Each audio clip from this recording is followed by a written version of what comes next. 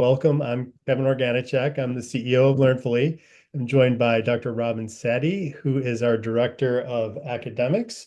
And we are going to talk today about the similarities and the differences between ADHD and executive dysfunction. We'll explain who we are. I'll explain who Learnfully is, and then we'll go into really the meat of the presentation, which is to learn about learning differences, and we'll have questions. And you're welcome to put questions in the chat as we go along. And at the end of the presentation, you can also raise your hand using the raise hand icon in the bottom. And if you want to stay anonymous, just put the stuff in the chat. That's fine. We'll have that open Q&A, and that's essentially that will finish our 45 minutes to an hour. So first, let me introduce myself. My name is Kevin Organichek. As I mentioned, I'm the CEO of Learnfully. I had studied educational psychology and in particular, how second language learning impacts math and science outcomes in females. That was a lifetime ago. I've been in the supplemental educational service industry for 25 years, spent a lot of time doing test preparation, tutor training, and professional development with schools. And I'm thrilled to be working here in the space with neurodivergent students because these are some of the most brilliant students out there. They just need a little bit of guidance on how to control their focus. And I'm joined by Robin Sadie. And Robin, I'll let you introduce yourself. Sure. I'm Robin Sadie. I'm the head of educational services at Learnfully. I taught in the classroom for 7 years and then stepped out of the classroom to do STEM education consulting. My background is in biology. I studied biology at Brown. I have a doctorate in STEM education.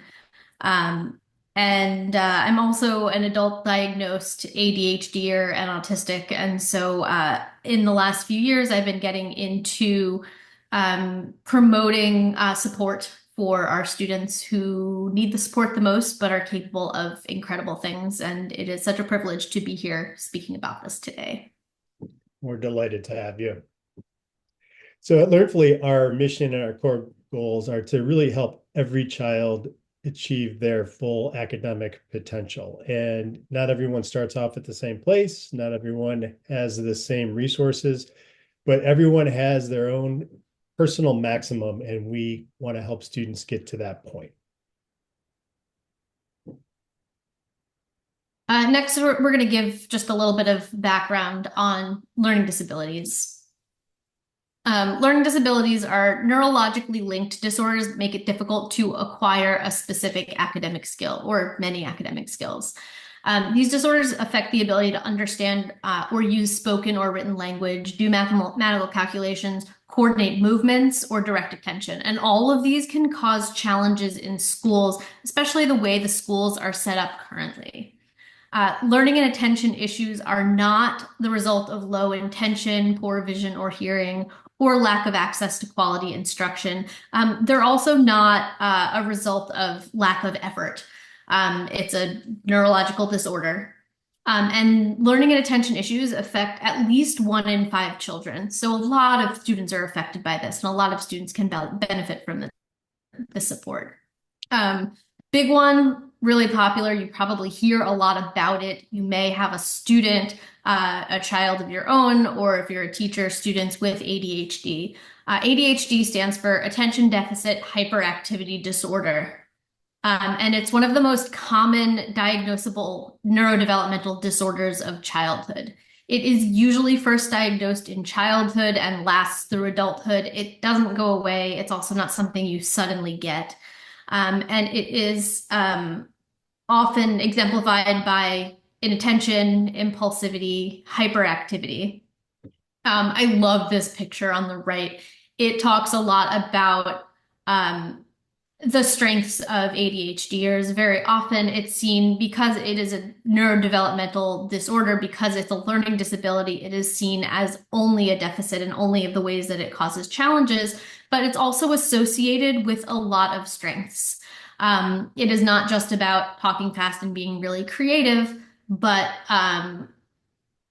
ADHDers can also be really good at mastering new hobbies, at learning, problem solving, at being authentic, at being efficient, being productive, using that hyper focus and leveraging it to accomplish really incredible things, at competitive challenges, entrepreneurship, imagination, working under pressure, crisis intervention because of the skills for to work under pressure, risk taking, optimism, forgiveness, just so many areas where students can really blossom. And if we give them the opportunity to explore these strengths, we can leverage them to do really awesome things.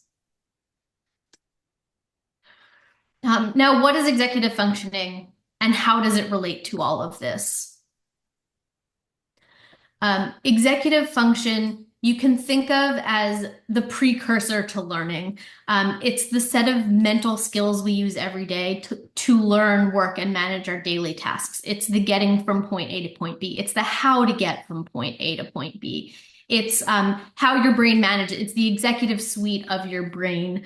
It's the operating system that helps you run the software.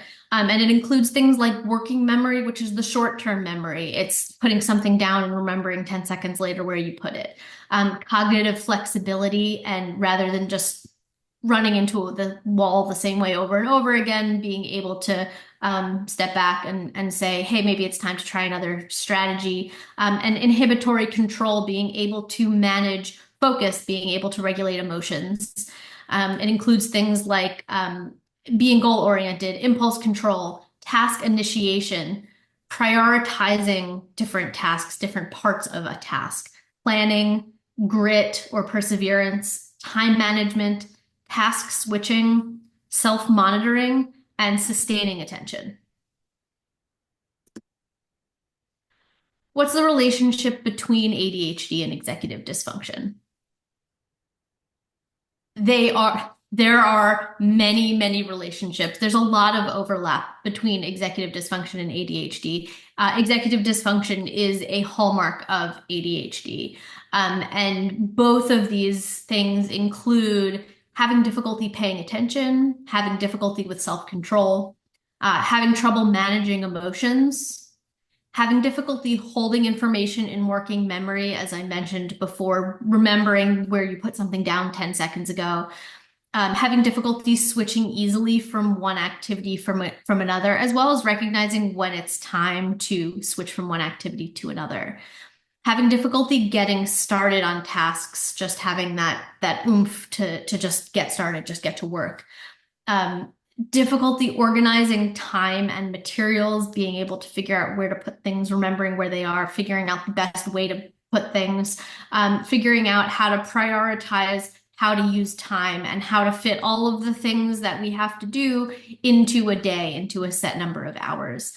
Having difficulty keeping track of what's going on, and that can be short term, like what this person who's talking to me is talking about, what they're saying and what they expect of me, or long term, where was I in this group project that I need to do for school, or what did we cover in this unit that I have a test on tomorrow. Having difficulty completing long-term projects, and this is sort of the effect of a lot of the challenges that I've mentioned at the beginning of this slide.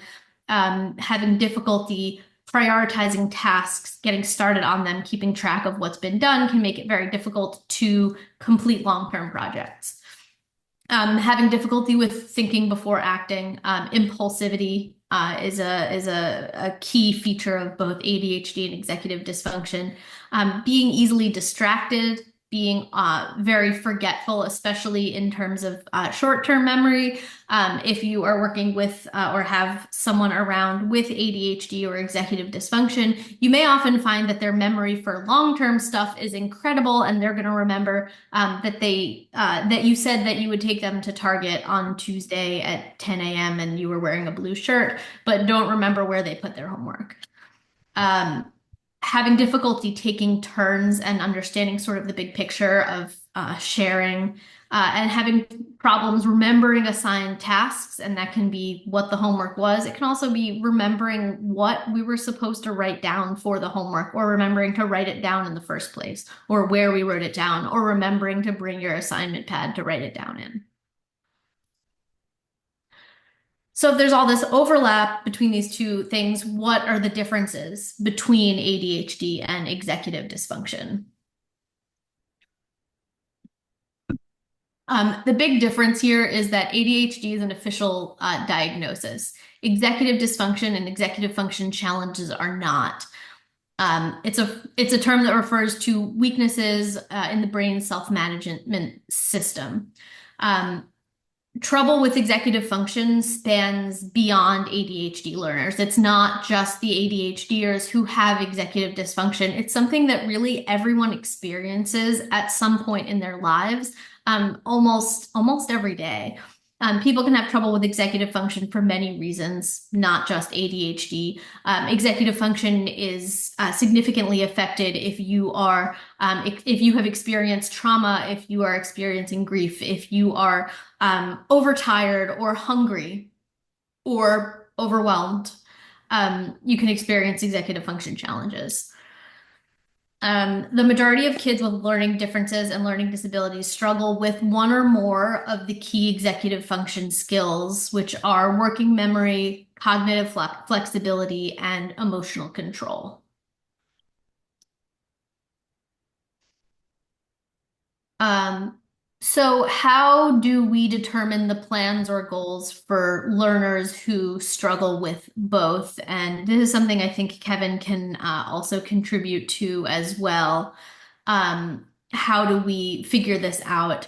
The first thing we need to figure out with students is what are their strengths and weaknesses? What aspects of executive dysfunction, what aspects of executive function rather, are they able to do well and comfortably? What are their strengths? And also, what are they struggling with the most? The first thing is to figure out the lay of the land, to figure out what the starting point is. And then as far as goals, we need to figure out, well, what do we want?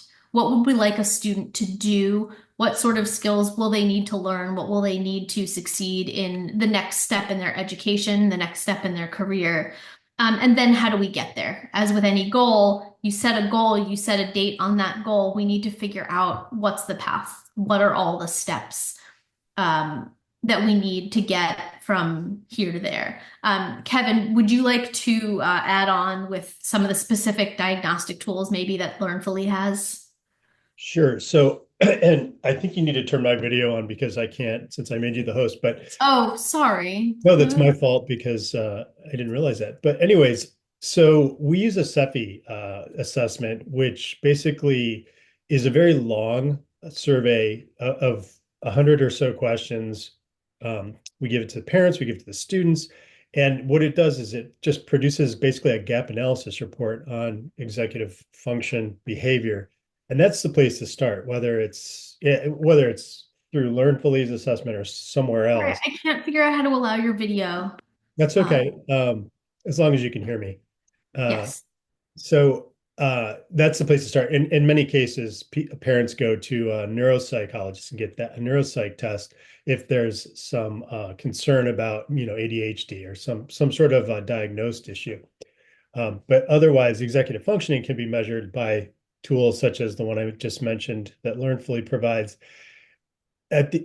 Regardless of what tool you use, the goal is to just identify areas of potential growth and areas where the student is already fine cognitively, and to build a plan from there. I mean, it's just like a tutoring plan. It's like you learn what kind of questions you're good at or not good at, and then you build a plan out from there. So this is a little more involved and much more complex, but at its root, it's the same. At its roots, it's the same.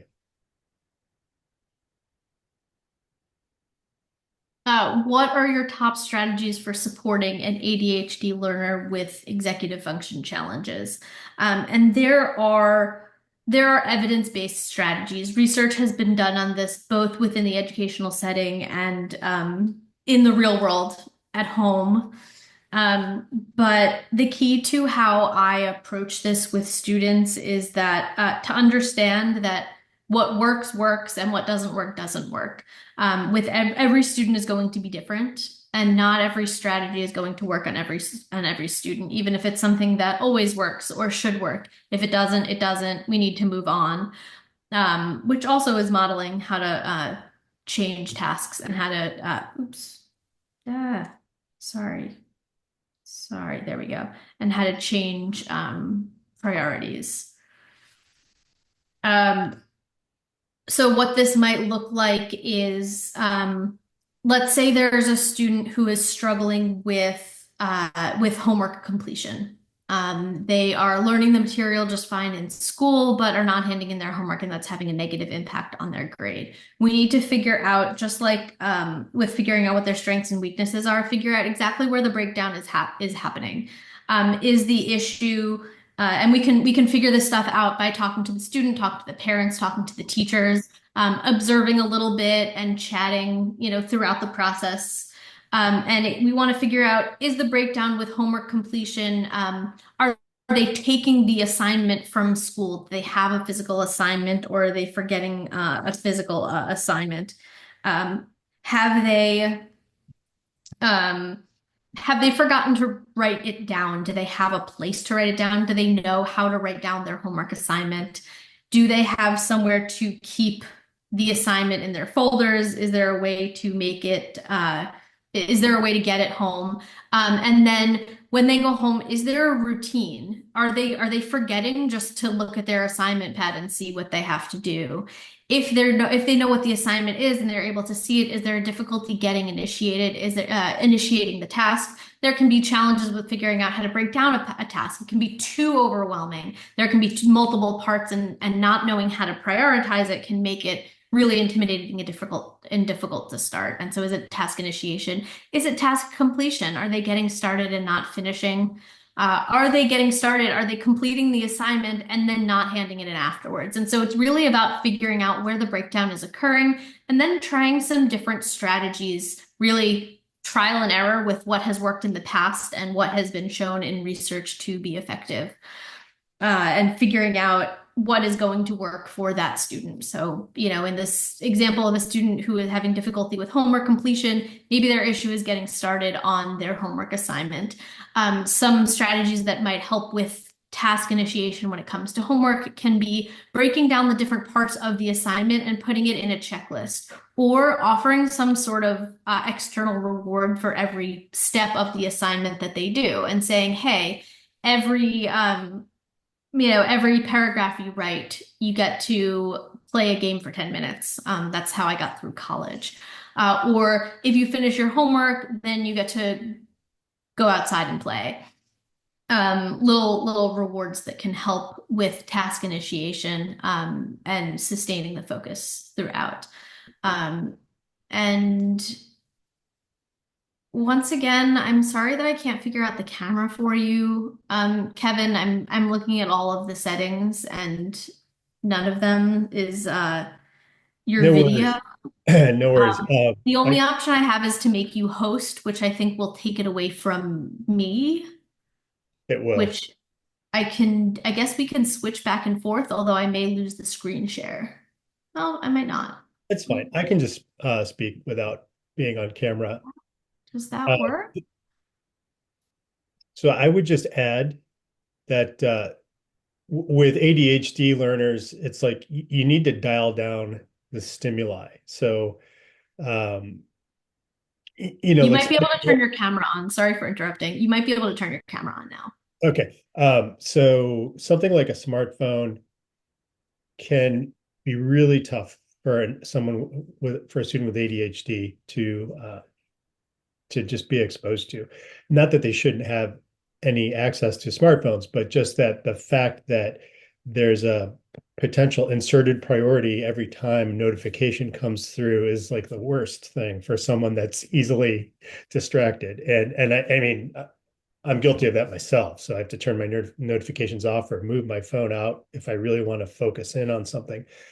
And then with both groups, but I work mostly with with students with EF challenges, figuring out triggers. So you talked about all the like steps to help with task initiation or goal setting, things like that.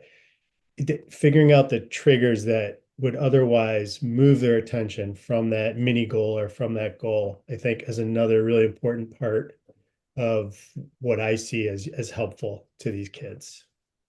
That's a great idea, and that's something else that we have a ton of strategies for. What are some ways, what are some things we can do with a cell phone to make it less intrusive? What are some different modes that we can put on it? What are some screen time restrictions we can put on it? What are some, I have my phone set with a color filter, so there are no colors on my phone because it makes it less fun, and so it's less distracting. How can we organize a space, a room, a desk? So that it's most conducive to supporting executive function.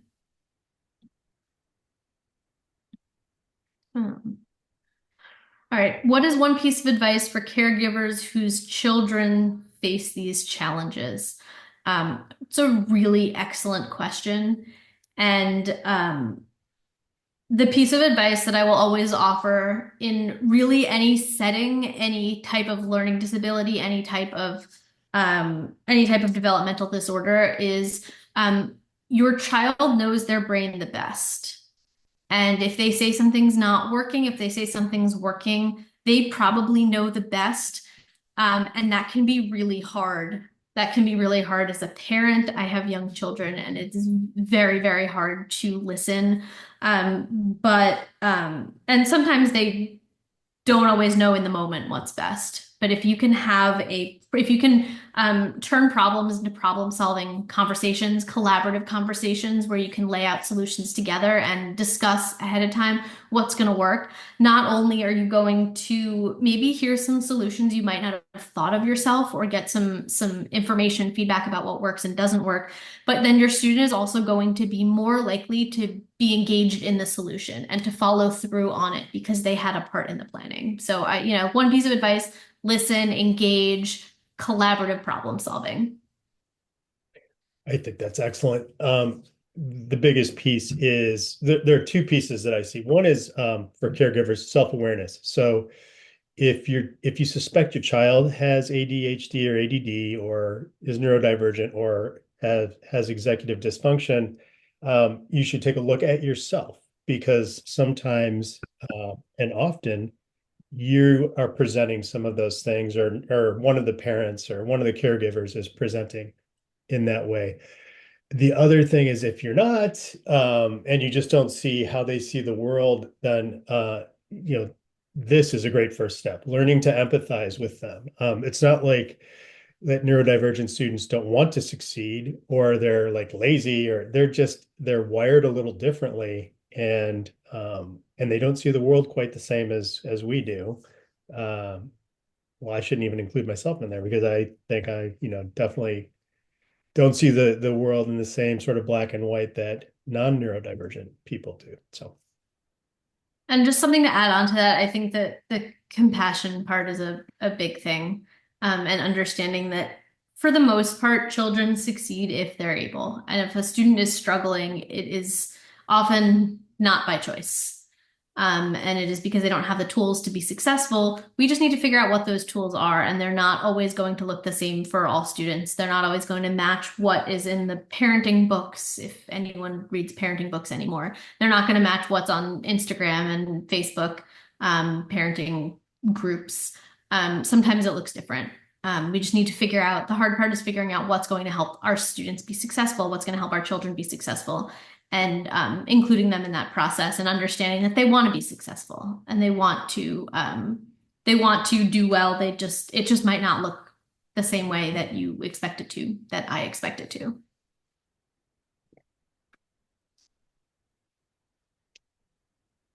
So basically, we'll open this up to a Q&A at this point.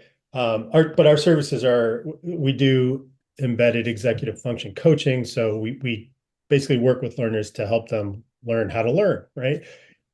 It's called metacognition. And all of our educational therapists are SPED trained or they have a focus on literacy, or they've done some amazing research, and they're just delightful people to be around. So we have these different plans that you can work with if you're interested.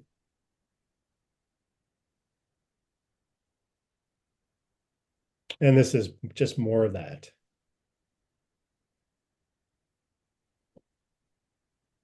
I'll throw a link into the chat if you're interested in or have questions about the services we provide. This is just a short 15-minute consultation. And then we can go right into the Q&A. So you can feel free to use that icon at the bottom of the screen to raise your hand if you have a question. Robin, I have one question for you in the Q&A that is, and it talks about something that we hadn't really brought up. What about emotional regulation? Managing and masking all day at school, and by the time the person gets home, they're so tired that they're not going to do homework. They just don't have the mental energy. So, do you have any recommendations for working with someone like Uh, that? That's every teenager absolutely. that I know now, right now. Absolutely. I would suggest Googling restraint collapse. That there's actually a name for that when your kid just explodes after masking all day. It is a thing. It is not just you. And there are sort of two sides of this as with anything, which is first, how do we deal with it in the moment? And two, how can we prevent it next time? As for how to dealing with it in the moment, understanding that sometimes the homework is not going to happen, or can we look at it without an all or nothing point of view? Can we say, hey, what can you do tonight, or what do you need to help this be to be successful at this? Is there any way that you can do part of your homework or take a little break, take a nap for an hour, or play video games for an hour and then come back to it? It might look different, or make a plan for approaching it in the morning before school or even on the bus. It has happened.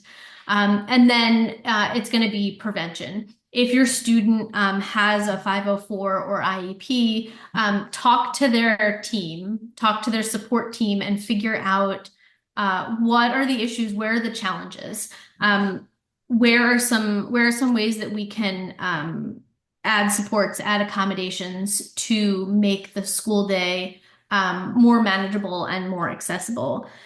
Sometimes there are issues where students have certain supports in an IEP or 504 but aren't comfortable using those supports. They don't want to stand out from their peers, and that's another conversation as well, and talk about are there ways that they can be made more accessible? Are there ways that a student can be made more comfortable? Would it be more comfortable if a student asked to go to the bathroom and then just ran up and down the hallways for a few minutes instead of asking to go to the special education room or something like that? What's going to help make that school day more important so we can help prevent that? Um, I see I, some other questions popping up. Do you have anything to add to that? no, I think that was excellent.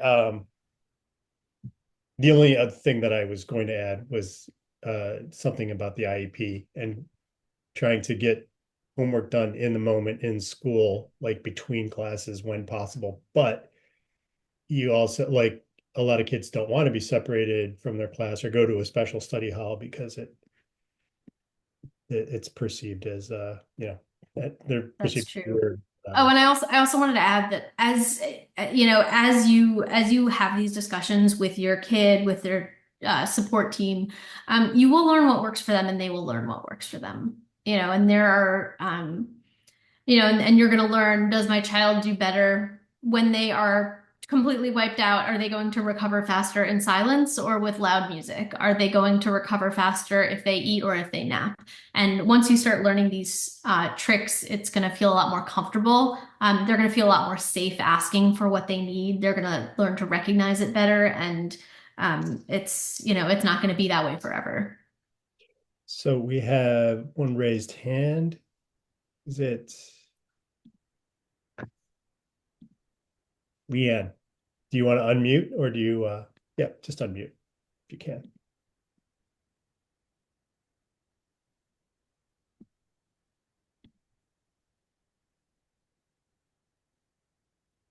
I don't know if that will work.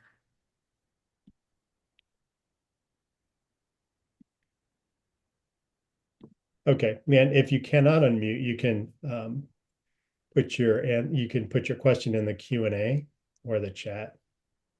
She says she can't unmute. I didn't think so. If you can type your question in the chat as best you can, that would be helpful. I see another question in the chat. Any tips on whether paper versus digital study materials are better for neurodivergent ADD students?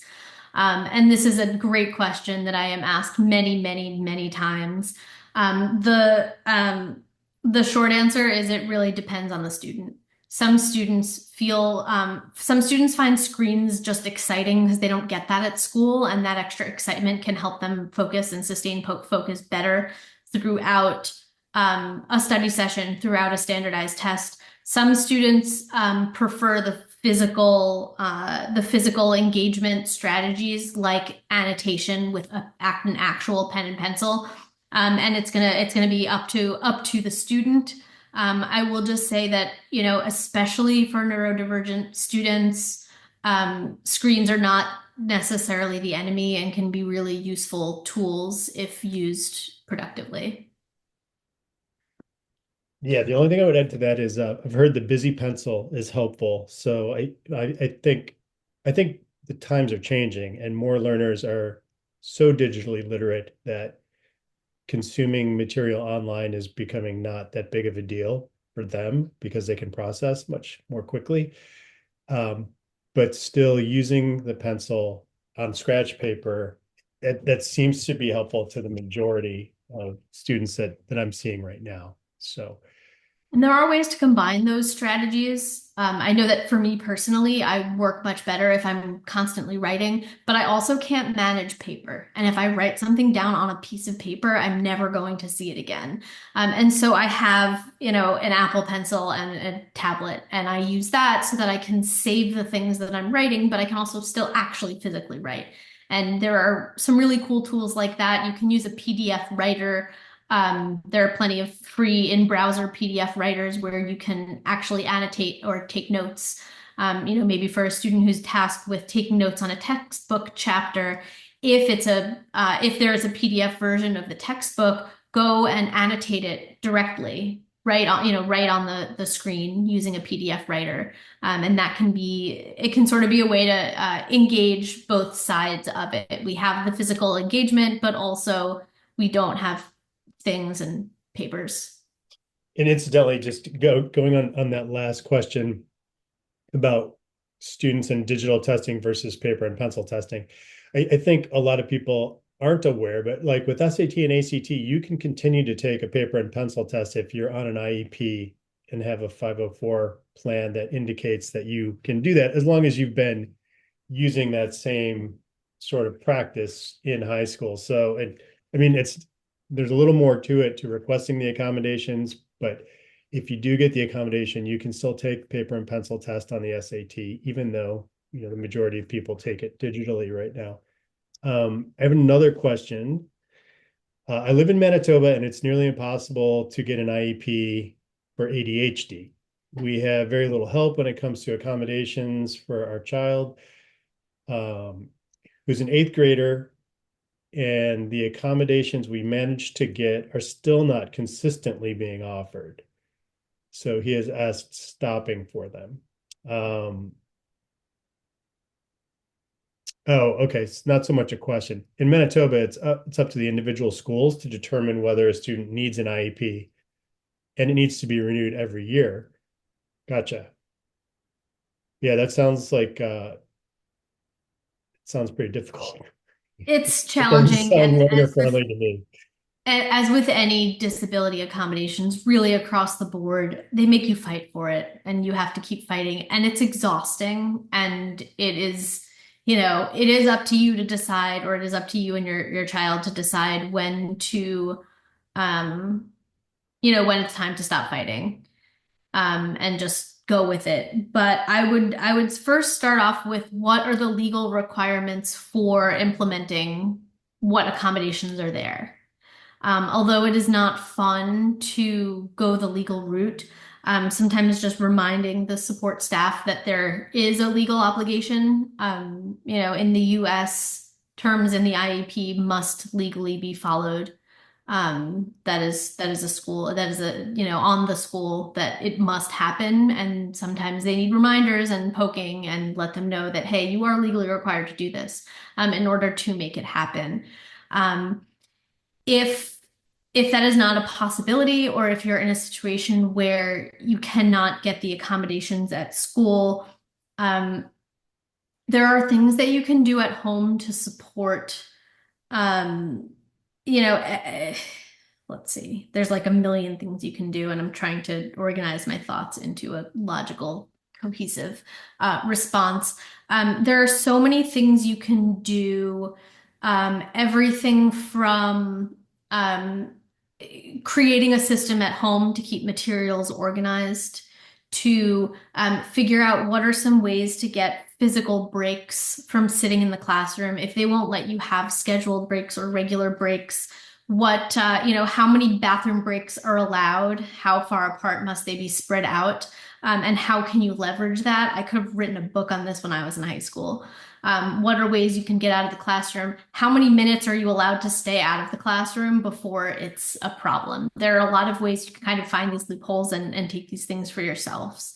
What are some fidget tools that are acceptable in the classroom? If you are not allowed to have, the fidget tool that works best for you, can you find, a hoodie that has a really great drawstring that has a knot that you can tie or untie? Or is there something you can hide in your hand that they won't be able to see? What tools can you hide and make use of? And these are not only stopgap measures until your student can find a more accommodating environment, but it's also teaching skills for getting by in the world that is not always so accommodating. And so there are ways you can sort of take advantage of the rigid systems that are in place in schools and figure out what we can do.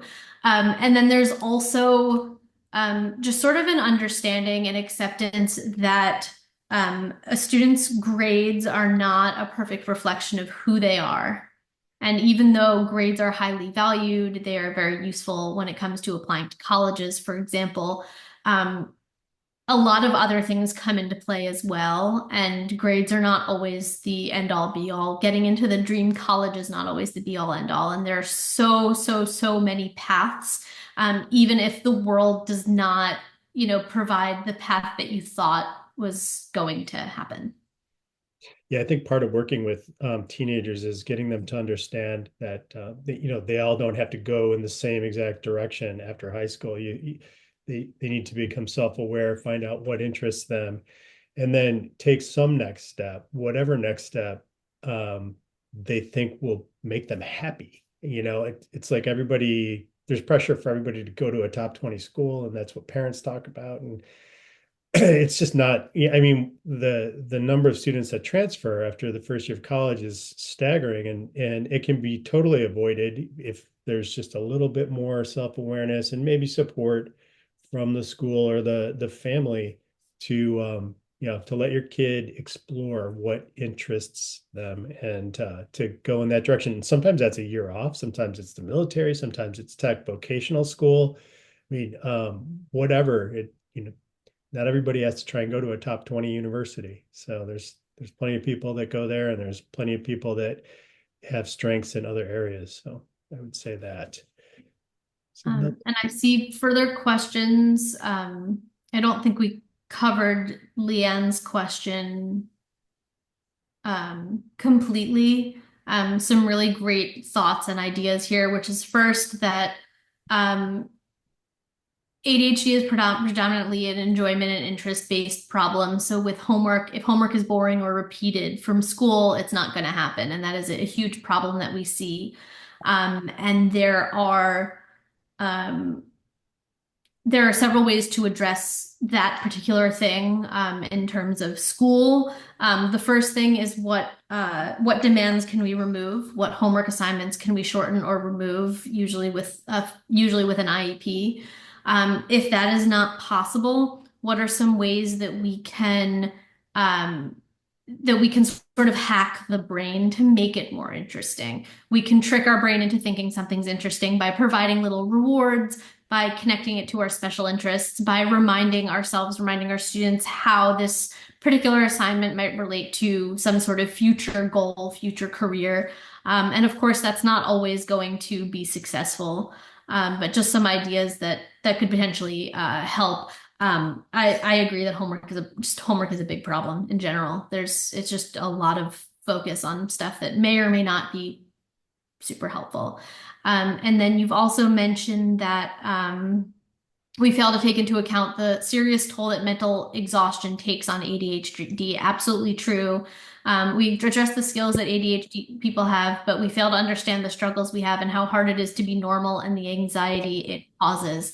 And that is also a huge problem. There are kind of two competing challenges, goals here. One of them is how can we advocate for ourselves or for our children and make the world accommodating so that they can get the most out of us and we can be as successful as we can be.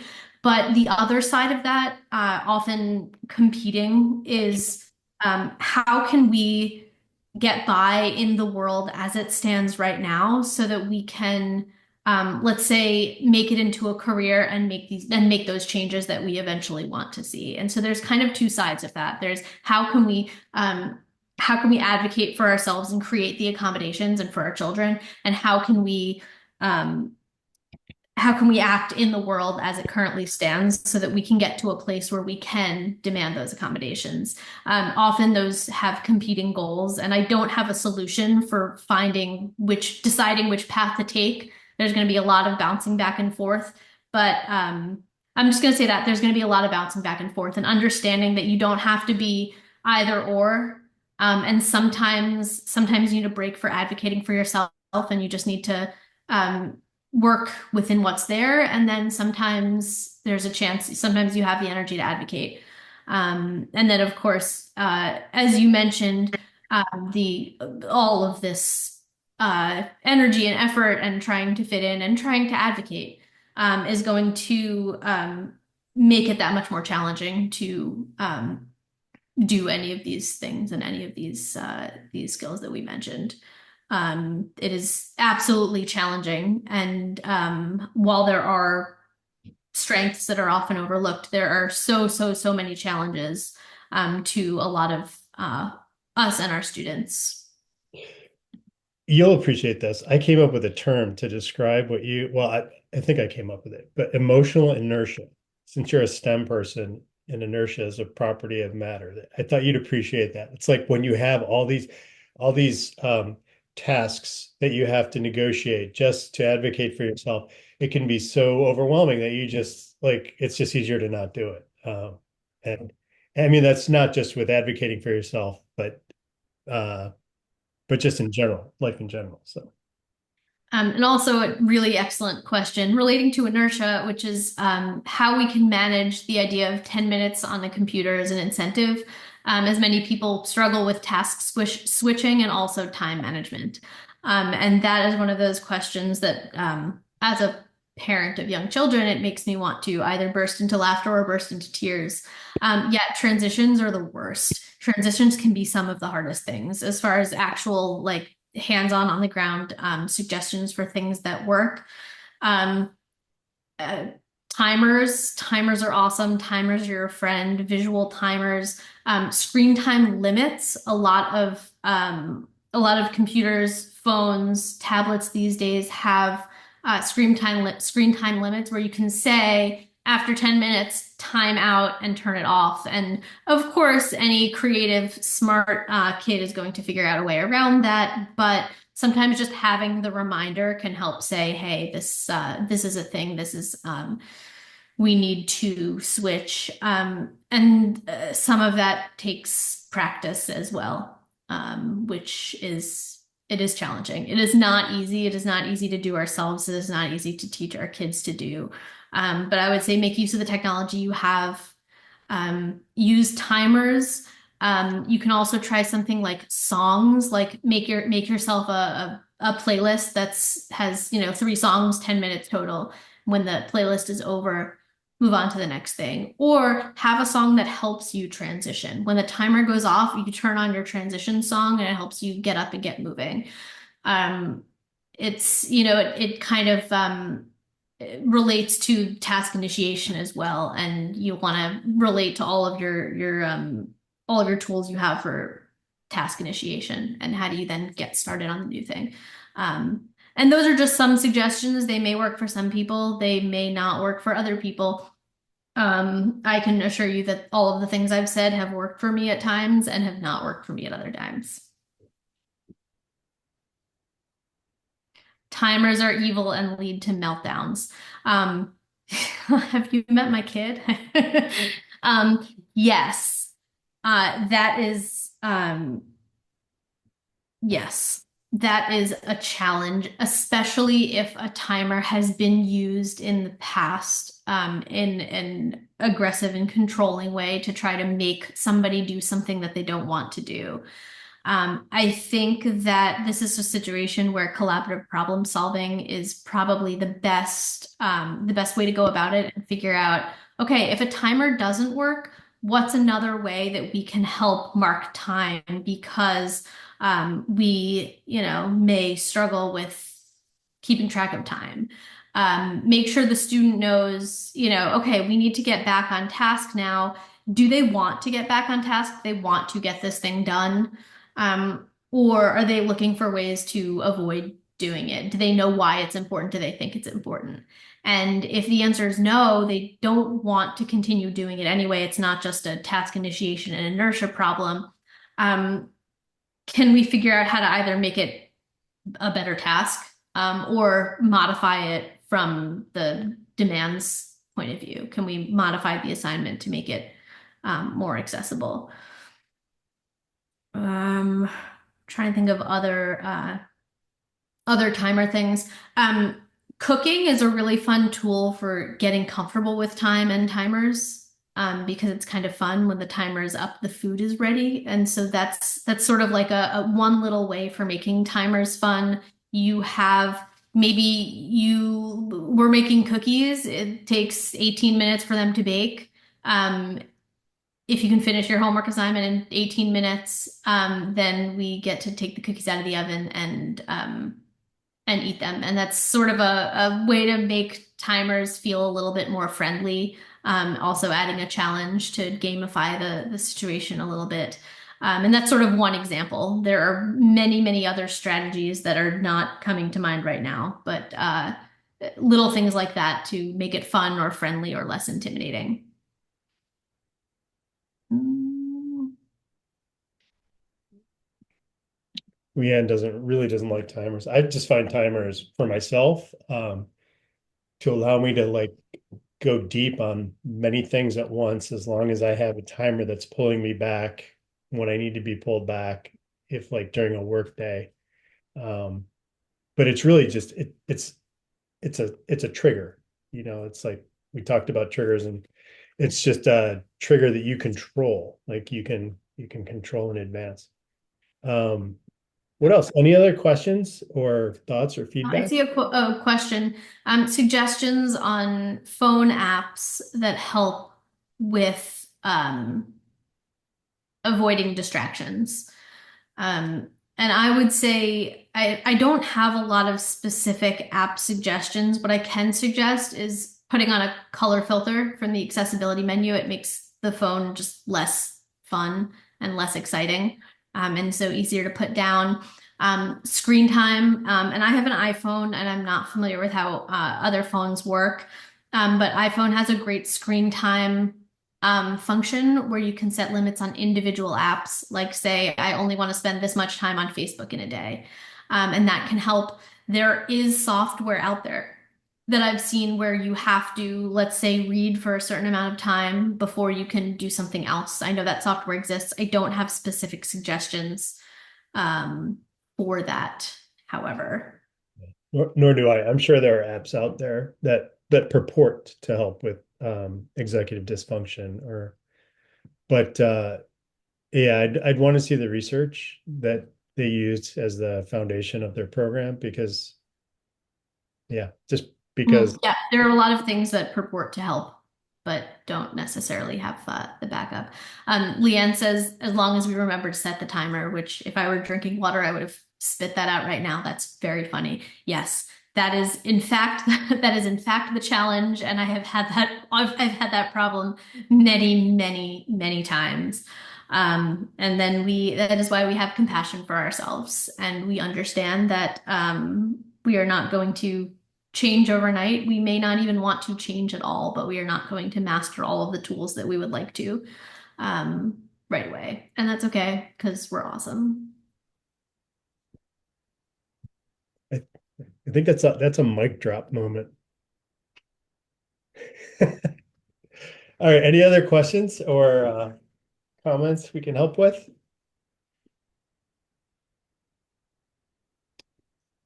Well, this has been a lot of fun. Robin, thanks for making Thank time you to so much talk for having about me. this. And I think I shared our contact info in the chat if anyone wants to reach back out to learn more about what we do or how we can help.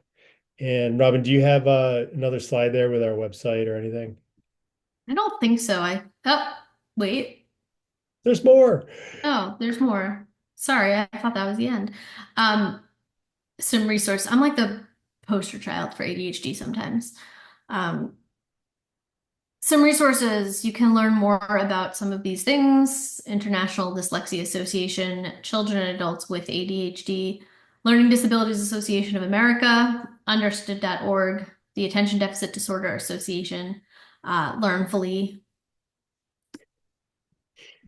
And there we go. There's a contact email. So please reach All right. out. Yeah, it was great having everyone. Thanks for attending and have a great evening. Thank you so much for joining.